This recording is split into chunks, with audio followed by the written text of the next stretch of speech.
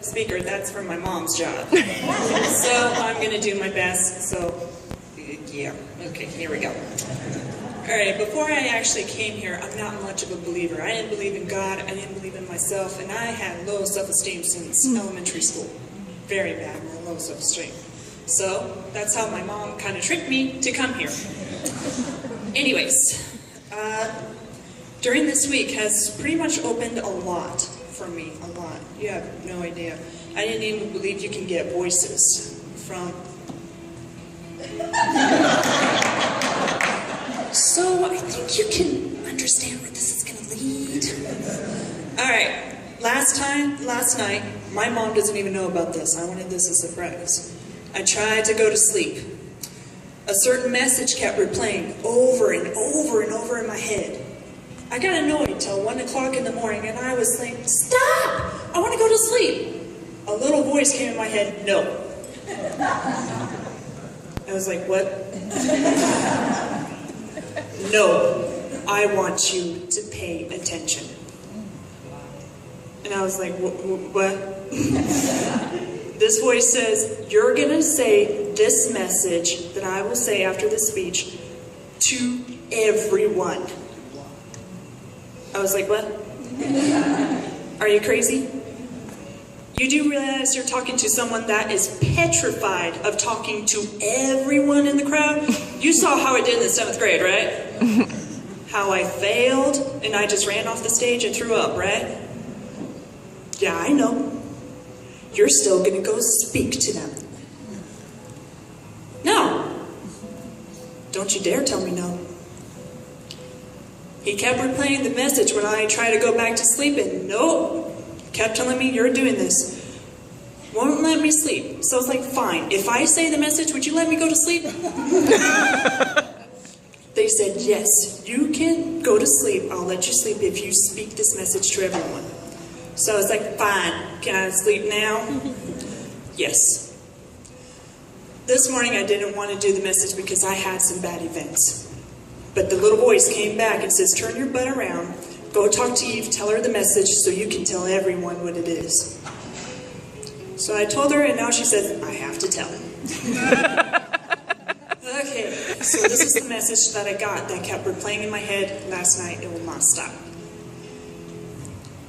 I've been walking in this forest for years. You have no idea. There is fog all around me, confusion. I see people in the woods throwing negative words at me, calling me ugly, you're worthless, you don't deserve to be alive, commit suicide. I just stood there like an empty gas tank with a smile painted on my face, going just fine. But inside me, there was an inner me, inside of a trapped little catacomb, whatever that's called, in a fetal position. Fear, bigger than her, had its arms wrapped tightly around my inner self. There were thorns on its arms, piercing into my skin, making me bleed. Inside my arms, in this fetal position, were these negative words that I was holding close to my heart. I believed every single word there was. Until I had 2 doors on both sides of me. One door was full of bright colors, and it felt warm. And I would hear thump after thump after thump, but that door was shut, closed tight. The other side of me was dark and gloomy. Paint were peeling off the walls and the doors, but that door was wide open. On the other side of that door was the negative words that I was throwing inside to my inner self, to my spirit. I was throwing them and chucking them at my spirit, trying to abuse my spirit, because I was letting these negative words going inside, beating her up. Finally, my inner self decided to say, enough! Stop it! She threw fear right off her shoulders. She started grabbing those words that was inside of her arms and started chucking them back outside. Word after word after word, and finally the last word she was holding was worthless. So she grabbed the little flame of fire and lit that sucker up. Chuck it outside and watch that pile burn. Yeah. What did she do next? She slammed that door. Cartoon moment. Grabbed a cartoon in it, got a hammer and nails, and bam, bam, bam, bam, bam, bam, bam. Grabbed the bricks. Stuck. She grabbed the iron door and slammed that thing shut tight. But then she turned around to look at the other door. She was scared. What's behind that door? She noticed something was tugging on her pant leg, and she looked down. It was fear. Who's the she? Me. I'm using she because it's my spirit, so it's easier for me. No interrupting. I'm about to get there. Hold on.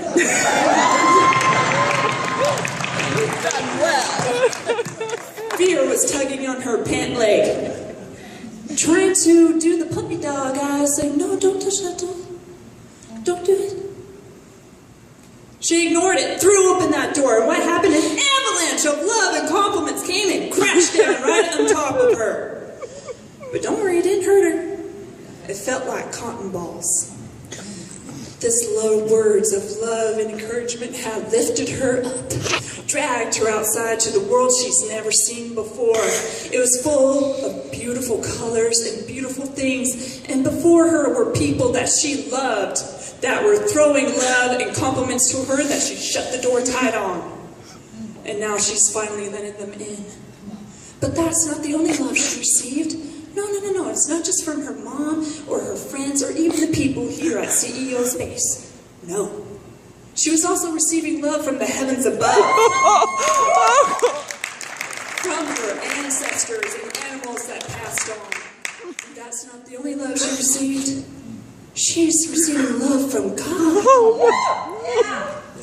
An atheist like me is receiving love from God that she didn't even believe in, but he's still sending her love and praying that she will believe in him once again. She accepted that love. But is that all the love she got? No, there's more. There was love up in the hills overhead. She didn't see them yet, and I had to receive them because they're the people of the future she was going to meet. They were the love of the people she hasn't met yet. She was receiving love in all kinds of directions. So since that was going on inside, what's going on the outside? The sun's starting to rise. The dark fog is finally clearing up. And she finally saw a path that leads out into this dark forest. That path was called success. There's obstacles in the way, but what am I going to do? Am I going to run down that path, or should I stay where I know I am? I'm taking that path! There's no way you're going to stop me now. I've made businesses that came crashing down, that used to make me hundreds. But you know what? I heard little footsteps right then and there. Fear got bigger and started grabbing my inner spirit back to that iron wall to thrust it open. And I was like, no, stop, don't you dare do that. I will not be your villain anymore. I'm going to save you like you saved me. I will be your hero, my spirit.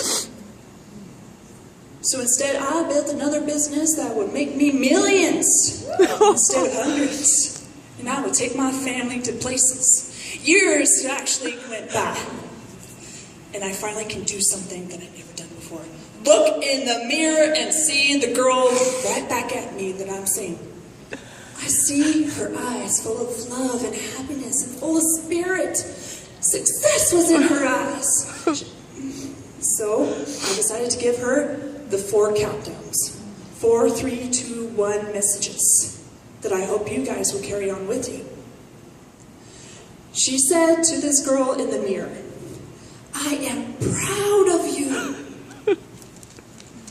You hear that? I am proud of you. She would hear this message from other people, but she would not believe it. But she finally gets to say that to herself. God, what a feeling. 3, I love you. The 3 words she would hear from her family and friends and decide to ignore. The 3 words she never said to her spirit. She saw her mirror self starting letting out a tear and finally showing off that beautiful smile.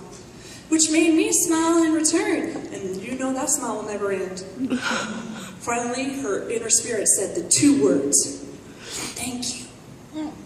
She finally got the acceptance and love that she prayed for herself forever. She waited forever for this. 24 years she waited. And finally, one message. She decided to look at herself and go, yeah. She gave herself a thumbs up, and she said that one final word that everyone will say, success.